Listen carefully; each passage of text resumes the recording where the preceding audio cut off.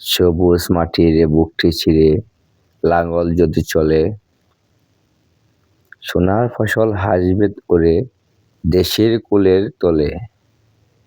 হাড়ভাঙা এই খাটুনিতে লজ্জা কিসের ভাই? মাটির মানুষ মাটি খুঁড়েই রত্ন খুঁজে পায়। আলসেমি সব ঝেড়ে ফেলে জাগরে আসতে হবে। কর্মঠ এই হাত দুটোতেই বিশ্বজয় হবে।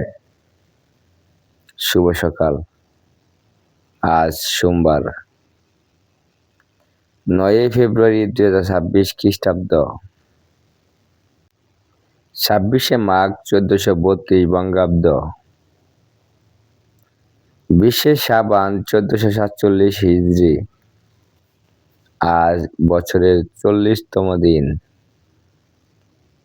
ঋতু পরিক্রমায় এখন চলছে শীতকাল।